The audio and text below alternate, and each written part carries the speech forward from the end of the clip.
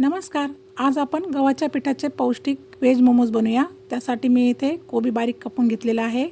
गाजर किसून घ्यायचं, सोबतच लसूण, आलं, शिमला मिरची, हिरवी मिरची आणि कांदा बारीक चिरून घ्यायचा. मोठ्या गॅसवर कढई ठेवून 2 चमचे तेल टाकायचं. तेल गरम झाल्यानंतर त्यात चिरलेला लसूण, आलं आणि हिरवी मिरची टाकायची. 1-2 मिनिटं परतून घ्यायचं. त्यातच बारीक चिरलेला कांदा टाकायचा, तो सुद्धा 1-2 मिनिटे परतायचा.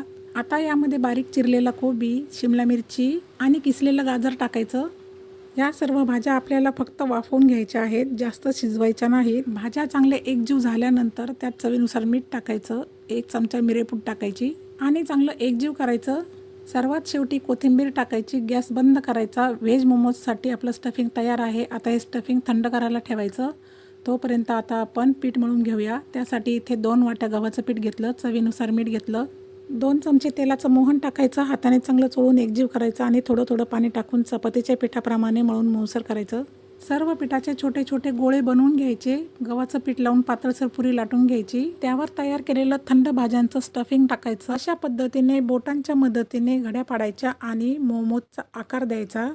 सर्व मोमोज मी अशा पद्धतीने बनवून घेतलेले आहे आणि एका ताटाला तेल लावून त्यावरती ठेवून घेतलेले आहे. खूपच सुंदर असे मोमोज तयार झालेले आहेत. कढईमध्ये अगोदरच पाणी उकळायला ठेवायचं. स्टँडवरती ताट ठेवून 7-8 मिनिटे झाकण ठेवून वाफवून घ्यायचं. 7-8 मिनिटांमध्ये मोमोज तयार होतात. गरमागरम गव्हाच्या पिठाचे पौष्टिक व्हेज मोमोज खाण्यासाठी तयार आहेत. धन्यवाद.